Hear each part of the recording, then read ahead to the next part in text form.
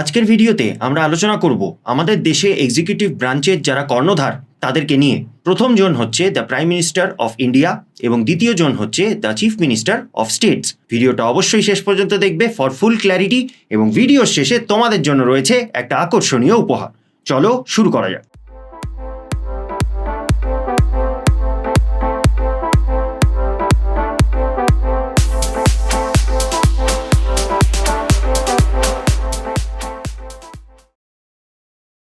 নমস্কার বন্ধুরা, আমার নাম অরিত্র দে। আমি একজন গভর্নমেন্ট সার্ভিস এক্সামিনেশন মেন্টর। আমার স্পেশালাইজেশন জেনারেল স্টাডিজ, অর্থাৎ পলিটি, হিস্ট্রি, জিওগ্রাফি, ইকোনমি, এই কোর্স সাবজেক্টগুলো পড়ানোর আমার দীর্ঘ অভিজ্ঞতা রয়েছে। এই চ্যানেলে আমি এই বিষয়গুলোর উপর শর্ট অ্যান্ড সিম্পল ভিডিওস আনবো রেগুলারলি। টপিকগুলো স্কুল এবং কলেজ লেভেল স্টুডেন্টসদের থেকে শুরু করে গভর্নমেন্ট জব এক্সামস যেমন WBCS, UPSC, SSC ইত্যাদি পরীক্ষাগুলোর প্রস্তুতিতে খুবই উপকারী হবে। কম সময়ে বেশি শেখো, এটাই আমাদের লক্ষ্য। Welcome to compare to clear series. এখানে আমরা পলিটি এবং কনস্টিটিউশন সাবজেক্টটা যে বিভিন্ন কনসেপ্টসগুলো রয়েছে সেগুলোকে একে অপরের সাথে তুলনা করে সহজ সরলভাবে বোঝার চেষ্টা করব। কারণ যখন আমরা করব কম্পেয়ার, তখনই তো হবে কনসেপ্টস ঝাঁ চকচকে clear. Prime minister of India এবং চিফ মিনিস্টার অফ স্টেটসকে আমরা এই 12টা পয়েন্টের ভিত্তিতে তুলনা করব। তোমরা একবার ভিডিওটা পজ করে এই 12টা পয়েন্টের উপরে চোখ বুলিয়ে নাও। প্রথমেই শুরু করব ইনাদের লিগ্যাল স্ট্যাটাস দিয়ে, অর্থাৎ প্রাইম মিনিস্টার এবং চিফ মিনিস্টার অফ স্টেটসের আমাদের দেশে আইনি অবস্থান কি রয়েছে। তো ইনারা দুজনেই কিন্তু কনস্টিটিউশনাল পোস্ট হোল্ড করেন। কনস্টিটিউশনাল পোস্ট আমাদের দেশের সবচেয়ে হাইয়েস্ট পোস্ট। সংবিধানের দ্বারা এই দুটো পদকে স্বীকৃত করা হয়েছে এবং ইনাদের কর্তৃত্ব এবং ক্ষমতা সমস্তই সংবিধান থেকে ডিরেক্টলি পান। Next point of comparison, organ of the state, অর্থাৎ ইনারা কোন অর্গান অফ দ্য স্টেটে বিলং করেন, রাষ্ট্রের কোন অঙ্গের ইনারা পার্ট। তো prime minister of India executive organ of the সেন্টারে বিলং করেন। কেন্দ্রের যে কার্যনির্বাহী বিভাগ রয়েছেন সেটার তিনি অঙ্গ। তেমনি চিফ মিনিস্টার্স অফ স্টেট, রাজ্যের যে কার্যনির্বাহী বিভাগ রয়েছেন সেটার উনি একটা মুখ্য অঙ্গ। এক্সিকিউটিভ অর্গান অফ দ্য স্টেটের উনি পার্ট। 3 নম্বরে দেখে নেব ইনাদের qualifications. Prime minister of India হতে গেলে সেই ব্যক্তিকে আইদার পার্লামেন্টের মেম্বার হতে হবে বা পার্লামেন্টের মেম্বার হওয়ার জন্য কোয়ালিফিকেশন তার থাকতে হবে। পার্লামেন্ট বলতে দুটো হাউসকে বোঝানো হয়, রাজ্যসভা এবং লোকসভা। এই দুটো হাউসের মধ্যে যে কোনো একটা হাউসের উনাকে অলরেডি মেম্বার থাকতে হবে অথবা মেম্বার হওয়ার জন্য সমস্ত কোয়ালিফিকেশন থাকতে হবে। তেমনি চিফ মিনিস্টার অফ স্টেটস হতে গেলেও তাকে স্টেট লেজিসলেচারের আইদার মেম্বার হতে হবে বা মেম্বার হওয়ার মতো সমস্ত কোয়ালিফিকেশন তার থাকতে হবে। এবারে সংবিধানে এটাও বলা আছে, যদি প্রাইম মিনিস্টার হওয়ার সময় সে পার্লামেন্টের কোনো হাউসের মেম্বার না থাকেন, সেই ক্ষেত্রে তাকে প্রাইম মিনিস্টার হওয়ার পরের 6 মাসের মধ্যে তাকে পার্লামেন্টের মেম্বারশিপ নিতে হবে, আইদার ইলেকশনের মাধ্যমে বা নমিনেশনের মাধ্যমে। তো বন্ধুরা, প্রাইম মিনিস্টার অফ ইন্ডিয়া কিন্তু লোকসভা বা রাজ্যসভা উভয় হাউসেরই মেম্বার হতে পারেন এবং ইলেক্টেড এবং নমিনেটেড উভয় প্রক্রিয়ার মাধ্যমেই তিনি মেম্বার হতে পারেন। তবে মেম্বার তাকে হতেই হবে। প্রাইম মিনিস্টার অ্যাপয়েন্টমেন্টের সময় উনি মেম্বার না থাকলেও উইদিন দ্য নেক্সট 6 মান্থস তাকে মেম্বারশিপ নিতে হবে। তেমনি চিফ মিনিস্টার অফ স্টেটসের ক্ষেত্রেও তার অ্যাপয়েন্টমেন্টের সময় উনি যদি মেম্বার না থাকেন স্টেট লেজিসলেচারের যে কোনো হাউসে, তাহলে চিফ মিনিস্টার অ্যাপয়েন্টমেন্ট হয়ে যাওয়ার পর 6 মাসের মধ্যে তাকে মেম্বার হতে হবে ইলেকশন বা নমিনেশনের মাধ্যমে। So chief minister of states হওয়ার ক্রাইটেরিয়া হচ্ছে, 1 নম্বর, তাকে স্টেট লেজিসলেচারের যে কোনো হাউসের মেম্বার হতে হবে এবং সেই মেম্বারশিপটা সে যে কোনো প্রক্রিয়া আইদার ইলেকশন বা নমিনেশনের মাধ্যমে সে নিতে পারেন। 6 মাসের একটা বাফার দেওয়া আছে প্রাইম মিনিস্টার এবং চিফ মিনিস্টারদের। এই 6 মাসের মধ্যে তারা তাদের রেসপেক্টিভ লেভেলের লেজিসলেচারের মেম্বারশিপ গ্রহণ করবেন, নতুবা তাদের প্রাইম মিনিস্টার বা চিফ মিনিস্টার পোস্টটাও চলে যাবে। নেক্সট আমরা দেখে নেব ইনাদের মেথড অফ সিলেকশন এবং অ্যাপয়েন্টমেন্ট। ইনাদেরকে সিলেক্ট কিভাবে করা হয় এবং কে ইনাদেরকে প্রাইম মিনিস্টার বা চিফ মিনিস্টার পোস্টে অ্যাপয়েন্ট করেন। তো প্রাইম মিনিস্টারের ক্ষেত্রে উনি প্রেসিডেন্টের দ্বারা অ্যাপয়েন্টেড হন এবং পার্লামেন্টারি কনভেনশন অনুযায়ী, সংসদীয় সরকার ব্যবস্থার প্রথা অনুযায়ী লোকসভার লার্জেস্ট পার্টির লিডারকেই উনি প্রাইম মিনিস্টার হিসাবে অ্যাপয়েন্ট করেন। লার্জেস্ট পার্টির লিডার বলতে যেই পার্টিটা লোকসভায় সবচেয়ে বেশি সিট ক্যাপচার করেছেন সেই পার্টির লিডারকেই বা সেই পার্টির ক্যান্ডিডেটকেই প্রেসিডেন্ট প্রাইম মিনিস্টার হিসাবে অ্যাপয়েন্ট করেন। এটা কোনো হার্ড অ্যান্ড ফাস্ট রুল নয়, তবে এটা একটা ওয়েল এস্টাবলিশড কনভেনশন, চিরাচরিত ফলো করে আসা একটা প্রথা। তেমনি চিফ মিনিস্টার অফ স্টেটসের ক্ষেত্রে উনাকে অ্যাপয়েন্ট করেন সেই রাজ্যের রাজ্যপাল বা গভর্নর, এবং এখানেও পার্লামেন্টারি কনভেনশন অনুযায়ী যাকে তাকে কিন্তু অ্যাপয়েন্ট করতে পারবে না। বিধানসভায় যেই পার্টিটা মেজরিটিতে রয়েছে সেই পার্টির যিনি লিডার রয়েছেন বা সেই পার্টির যিনি ক্যান্ডিডেট রয়েছেন তাকেই সাধারণত চিফ মিনিস্টার হিসাবে অ্যাপয়েন্ট করে থাকেন। আবারও বলছি বন্ধুরা, এই লোয়ার হাউসের লার্জেস্ট পার্টির লিডারকেই যে অ্যাপয়েন্ট করতে হবে এটা কোনো ল নয়, কিন্তু এটা পার্লামেন্টারি কনভেনশন অনুযায়ী এভাবেই হয়ে থাকে। কিছু কিছু ক্ষেত্রে কোনো সময় এক্সেপশনস দেখা গেছে। আমাদের নেক্সট পয়েন্ট অফ কম্প্যারিজন হচ্ছে ওথ বা অ্যাফার্মেশন, অর্থাৎ প্রধানমন্ত্রী এবং মুখ্যমন্ত্রী তাদের শপথ কার সামনে নিয়ে থাকেন। তো আমাদের দেশের প্রধানমন্ত্রী শপথে কি বলেন সেটা লেখা আছে আমাদের সংবিধানের 3rd শিডিউলে, এবং সেই শপথটা তিনি আমাদের দেশের রাষ্ট্রপতির সামনে নেন। প্রাইম মিনিস্টারের শপথ বলতে অ্যাকচুয়ালি দুটো জিনিস বোঝায়। একটা হচ্ছে তার ওথ অফ অফিস, অর্থাৎ প্রাইম মিনিস্টার পোস্ট বা প্রাইম মিনিস্টারের ভূমিকা পালন করার জন্য একটা শপথ, এবং দ্বিতীয়টা হচ্ছে দ্য ওথ অফ সিক্রেসি, অর্থাৎ গোপনীয়তার শপথও উনি নিয়ে থাকেন প্রেসিডেন্টের সামনে। প্রাইম মিনিস্টার হিসাবে আমাদের রাষ্ট্রের অনেক কনফিডেন্সিয়াল, অনেক সেন্সিটিভ এবং অনেক গোপনীয় তথ্য তিনি জানতে পারবেন। তো গোপনীয়তার শপথে তিনি এটাই শপথ গ্রহণ করেন যে সেই ইনফরমেশনগুলো তিনি অন্য কাউকে পাস করবেন না, একমাত্র গোপনীয়তার শপথ যারা নিয়েছেন তাদের সাথেই সেই ইনফরমেশনগুলো উনি শেয়ার করতে পারবেন। তেমনি চিফ মিনিস্টার অফ স্টেটসদের ক্ষেত্রেও উনাদের শপথের বাণী আমাদের সংবিধানের 3rd শিডিউলে লেখা আছে, এবং চিফ মিনিস্টার অফ স্টেটসও প্রাইম মিনিস্টারের মতোই দুটো শপথ নেন, একটা হচ্ছে ওথ অফ অফিস এবং ওথ অফ সিক্রেসি। সেই শপথগুলো তিনি সেই রাজ্যের রাজ্যপালের সামনে, গভর্নরের সামনে নিয়ে থাকেন। এবারে আমরা দেখে নেব প্রাইম মিনিস্টার এবং চিফ মিনিস্টার পদের টার্ম বা টেনিওর, অর্থাৎ তাদের পদের মেয়াদ কি পান তারা। তো প্রাইম মিনিস্টার অফ ইন্ডিয়ার কিন্তু কোনো ফিক্সড মেয়াদ নেই, এবং সংবিধানে যেটা বলা রয়েছে সেটা হচ্ছে তিনি পদে ততদিনই থাকেন যতদিন রাষ্ট্রপতির তাকে সেই পদে রাখার ইচ্ছে। তো কোনো ফিক্সড টার্ম নেই, রাষ্ট্রপতির ইচ্ছের উপরে ডিপেন্ড করে কতদিন প্রাইম মিনিস্টার তার পোস্টে থাকবেন। এখন এই প্লেজার অফ দ্য প্রেসিডেন্ট যে টার্মটা, সেটা প্রাইম মিনিস্টার সহ অন্য আরও অনেক পদের ক্ষেত্রেও অ্যাপ্লিকেবল রয়েছে, এবং প্লেজার অফ দ্য প্রেসিডেন্ট কথাটার মানে এক একটা কনটেক্সটে আলাদা। প্রাইম মিনিস্টারের ক্ষেত্রে যখন আমরা এটা বলছি যে উনি রাষ্ট্রপতির প্লেজার অনুযায়ী মেয়াদ পাবেন, সেটার অ্যাকচুয়াল মানে হচ্ছে যতদিন ইউনিয়ন কাউন্সিল অফ মিনিস্টার অর্থাৎ কেন্দ্রীয় মন্ত্রী পরিষদের উপরে লোকসভার কনফিডেন্স রয়েছে, লোকসভার মেজরিটি মেম্বার্সদের কনফিডেন্স বা সমর্থন, সাপোর্ট সরকারের উপরে রয়েছে, ততদিনই প্রাইম মিনিস্টার তার মেয়াদে থাকতে পারবেন।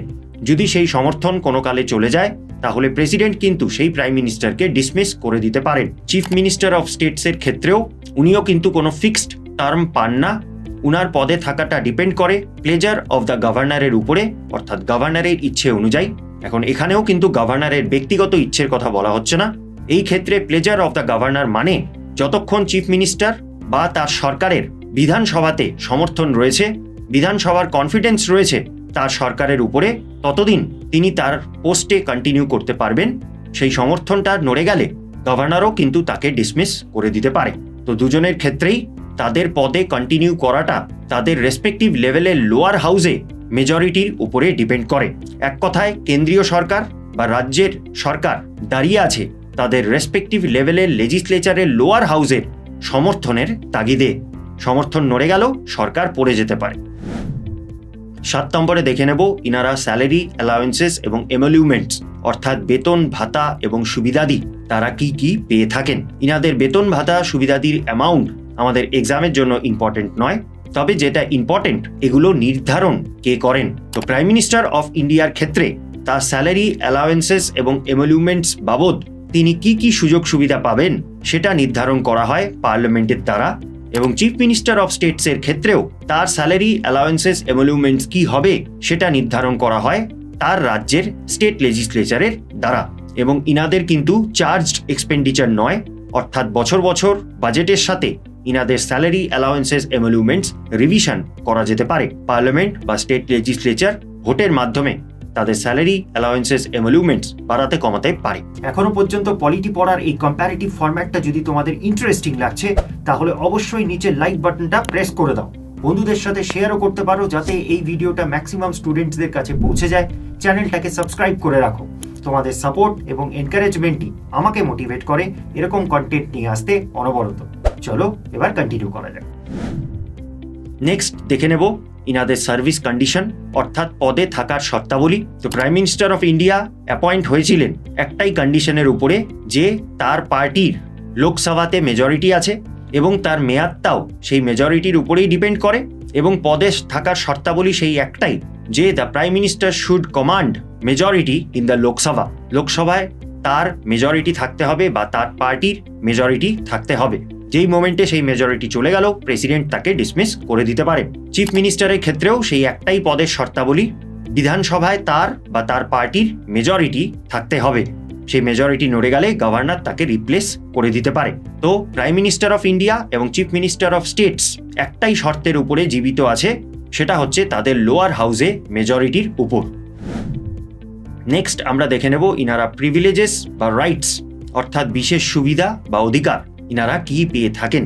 So prime minister of India সাধারণত উনি লিডার অফ দ্য হাউস হন।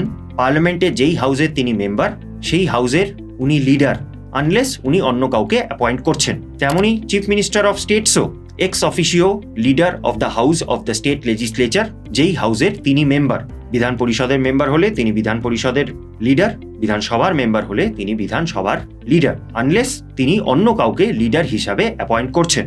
অন্য কাউকে উনারা নিজের হাউসের লিডার হিসাবে অ্যাপয়েন্ট করলেও সেই হাউসের প্রিসাইডিং অফিসাররা কিন্তু সাধারণত পিএম বা সিএম এর সাথে কনসাল্ট করেই হাউসের অনেক গুরুত্বপূর্ণ কাজকর্ম করে থাকেন। তো overall leader of the house either prime minister বা চিফ মিনিস্টার নিজেরাই হন, বা যাদেরকে উনারা অ্যাপয়েন্ট করেন তারা উনাদের কন্ট্রোলেই কিন্তু থাকে। এটাই তাদের মুখ্য প্রিভিলেজেস বা রাইটস। তাছাড়া প্রাইম মিনিস্টার একজন ইউনিয়ন মিনিস্টারের যা যা সুবিধাদি রয়েছেন সেগুলোও তিনি পান, যেমন কিনা চিফ মিনিস্টার স্টেটের মিনিস্টারদের জন্য যা সুবিধাদি রয়েছে সেটাও তিনি এনজয় করেন। তো ইউনিয়ন এবং স্টেট মিনিস্টার্সদের কি কি সুবিধা রয়েছে সেটা নিয়ে আমি ইনাদের মধ্যেই কম্প্যারেটিভ অ্যানালিসিস করে আমার নেক্সট ভিডিওটা নিয়ে আসবো। অবশ্যই তোমরা কমেন্ট সেকশনে একটা কমেন্ট করে আমাকে উৎসাহিত করবে। আমরা পৌঁছে গেছি আমাদের 10 নম্বর পয়েন্ট অফ কম্প্যারিজন অর্থাৎ রেজিগনেশন। প্রাইম মিনিস্টার এবং চিফ মিনিস্টার রেজিগনেশন কাদের দিয়ে থাকেন? তো প্রাইম মিনিস্টার অফ ইন্ডিয়ার ক্ষেত্রে উনি তার রেজিগনেশনটা প্রেসিডেন্ট অফ ইন্ডিয়াকে দিয়ে থাকেন। তো প্রধানমন্ত্রী রাষ্ট্রপতিকে রেজিগনেশন দেন, এবং প্রাইম মিনিস্টারের রেজিগনেশনটা কিন্তু শুধু তার ব্যক্তিগত রেজিগনেশন মানা হয় না, তার নিজের এবং তার দ্বারা গঠিত তার মন্ত্রী পরিষদের জয়েন্ট রেজিগনেশন ধরা হয়। প্রাইম মিনিস্টার রিজাইন করলে অটোমেটিক্যালি তার মন্ত্রী পরিষদও ডিসলভ হয়ে যাবে। তেমনি চিফ মিনিস্টার অফ স্টেট তার রাজ্যের রাজ্যপালকে তার ইস্তফা দিয়ে থাকেন, এবং উনার ক্ষেত্রেও সেম। চিফ মিনিস্টারের রেজিগনেশন বলতে তার দ্বারা গঠিত মন্ত্রী পরিষদের রেজিগনেশন। রাজ্যের মন্ত্রী পরিষদের অস্তিত্ব নির্ভর করছে চিফ মিনিস্টারের অস্তিত্বের উপরে। তো উভয় ক্ষেত্রেই প্রাইম মিনিস্টার বা চিফ মিনিস্টার রিজাইন করা মানে তাদের রেসপেক্টিভ মন্ত্রী পরিষদও ডিসলভ হয়ে গেল। এরপর আমরা দেখে নেব ইনাদের পোস্টের থেকে রিমুভাল বা অপসারণ কিভাবে করা যেতে পারে। তো প্রাইম মিনিস্টার অফ ইন্ডিয়াকে ইউজুয়ালি প্রেসিডেন্ট রিমুভ করেন, এবং সাধারণত প্রেসিডেন্ট রিমুভ তখনই করেন যখন মন্ত্রী পরিষদ লোকসভায় মেজরিটি হারিয়েছে। সেটার সাংবিধানিক ভাষা হচ্ছে loses the confidence of the Lok Sabha. সরকারের উপরে লোকসভার কনফিডেন্স যদি চলে যায় তাহলে সাধারণত প্রেসিডেন্ট সেই সরকারকে বরখাস্ত করে দিতে পারে। যেমন আগেও বলেছিলাম, প্রাইম মিনিস্টারের অস্তিত্ব তার লোয়ার হাউসে মেজরিটির উপরে ডিপেন্ডেন্ট। আর চিফ মিনিস্টারের ক্ষেত্রেও গভর্নর তাকে রিমুভ করেন সাধারণত যদি চিফ মিনিস্টার সেই রাজ্যের যে বিধানসভা রয়েছে সেখানে মেজরিটি হারান। বিধানসভা যদি চিফ মিনিস্টার বা তার দ্বারা গঠন করা সরকারের উপরে আস্থা হারায় তাহলে চিফ মিনিস্টারকে গভর্নর রিমুভ করে দেবেন। অ্যান্ড ফাইনালি আমাদের লাস্ট পয়েন্ট অফ কম্প্যারিজন হচ্ছে পোস্ট রিটায়ারমেন্ট জব, অর্থাৎ প্রাইম মিনিস্টার এবং চিফ মিনিস্টার তাদের পোস্ট থেকে রিজাইন, রিমুভ বা রিটায়ার হওয়ার পরে তারা ফার্দার কি কি জবের জন্য এলিজিবল থাকবেন বা থাকবেন না। তো উভয় ক্ষেত্রে সেম, তাই জন্য একবারেই বলে দিচ্ছি, প্রাইম মিনিস্টার এবং চিফ মিনিস্টারের পোস্ট রিটায়ারমেন্ট জবের উপরে কিন্তু কোনো ব্যান নেই। সাধারণত পোস্ট রিটায়ারমেন্ট জবের উপরে ব্যান সেই সমস্ত পোস্টের উপরে থাকে যেই পোস্টগুলোর নিউট্রালিটি মেনটেন করার প্রয়োজন থাকে। প্রাইম মিনিস্টার বা চিফ মিনিস্টার পার্টিগতভাবেই কিন্তু সিলেক্ট হন, এবং তারা তাদের পার্টির আইডিওলজি বা ম্যানিফেস্টো অনুযায়ী কাজ করেন। তাদের নিউট্রালিটি মেনটেন করার বিশেষ তেমন দরকার নেই, তাই তাদের পোস্ট রিটায়ারমেন্ট জবের উপরেও কোনো ব্যান নেই। তারা প্রাইম মিনিস্টার এবং চিফ মিনিস্টার পোস্টেও পুনরায় নিয়োগ হতে পারে যতবার তারা তাদের রেসপেক্টিভ লোয়ার হাউসে মেজরিটি পেয়ে আসবেন। তো এই ছিল আমাদের ডিসকাশন প্রাইম মিনিস্টার এবং চিফ মিনিস্টারের উপরে। আশা করি আজকের ডিসকাশনটা তোমরা বুঝতে পারলে। এর আগের ভিডিওতে আমরা ইউনিয়ন এক্সিকিউটিভ এবং স্টেট এক্সিকিউটিভের একটা ব্রিফ ওভারভিউ নিয়েছিলাম এবং সেখানে আমি তোমাদের প্রমিস করেছিলাম এই দুটো এক্সিকিউটিভের অন্তর্ভুক্ত পোস্টগুলো সব এক এক করে আলোচনা করব। সো সেই প্রমিসের আজকে শুরু। প্রাইম মিনিস্টার এবং চিফ মিনিস্টার যারা রেসপেক্টিভ লেভেলসের এক্সিকিউটিভের কর্ণধার তাদেরকে নিয়ে আমরা আজকের ভিডিওতে আলোচনা করলাম। আপকামিং ভিডিওতে আমরা কেন্দ্রীয় মন্ত্রিপরিষদ এবং রাজ্যের মন্ত্রিপরিষদ সম্বন্ধেও এমনই কম্প্যারেটিভ ফরম্যাটে আলোচনা করব। তার আগে আজকের ভিডিওটা কিন্তু একবার দেখলে কনসেপ্ট ক্লিয়ার নাও হতে পারে, তাই জন্য একবার নয়, দুবার নয়, মিনিমাম 3 বার তোমরা আজকের ভিডিওটা দেখো, যাতে করে এই খুঁটিনাটি পয়েন্টগুলো তোমাদের মাথায় গেঁথে যায় এবং দীর্ঘকালের জন্য মনে থাকে। রিপিটেশন লিডস টু রিটেনশন, এটাই হচ্ছে মূল মন্ত্র যে কোনো এক্সামের প্রিপারেশনের ক্ষেত্রে। যতবার রিভাইজ করবে অত তোমাদের মাথায় দীর্ঘকালের জন্য থাকবে। আর আজকের ভিডিওটা কেমন লাগলো অবশ্যই আমাকে নিচে কমেন্ট সেকশনে লিখে জানাবে। তোমাদের লাইকস, কমেন্টস এবং শেয়ারই আমাকে মোটিভেট করে এমন ভিডিও নিয়ে আসতে অনবরত। এখন আর দেরি না করে time for your free gift. এই লেকচারে আলোচ্য তথ্যগুলো তোমাদের কতটা মনে আছে সেটা ইভ্যালুয়েশনের জন্য দেয়া হলো একটা ফ্রি ওয়ার্কশিট। এই ওয়ার্কশিটটায় এই লেকচারে ডিসকাস করা পয়েন্টগুলো থেকে কিছু fill in the blanks exercises রয়েছে। এই এক্সারসাইজগুলোর মাধ্যমে চেষ্টা করা হয়েছে এক্সাম পার্সপেক্টিভ থেকে সমস্ত ইম্পর্টেন্ট তথ্য কভার করার। তোমরা এই ওয়ার্কশিটটা প্রিন্ট এবং ফটোকপি করে নিজেরা হাতে লিখে ফিল আপ করবে, প্র্যাকটিস অ্যান্ড রিভিশন করবে বারবার। এই ওয়ার্কশিটগুলো তোমরা পেয়ে যাবে আমাদের শিক্ষাবিদ বাংলা টেলিগ্রাম গ্রুপে। তাই এখনই ডেসক্রিপশনে দেওয়া লিঙ্কে ক্লিক করে জয়েন হয়ে যাও আমাদের টেলিগ্রাম গ্রুপে আর ডাউনলোড করে নাও এই ওয়ার্কশিটটা সম্পূর্ণ ফ্রি। উপরন্তু এই টপিকটার একটা সামারি দিয়ে দিচ্ছি, পজ করে তোমরা স্ক্রিনশট নিয়ে নিতে পারো for quick revision.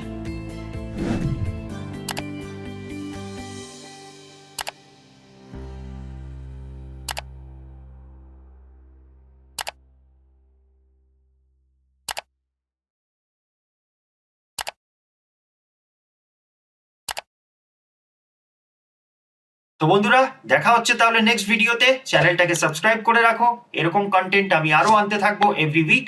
Till then, keep learning, keep রিভাইসিং।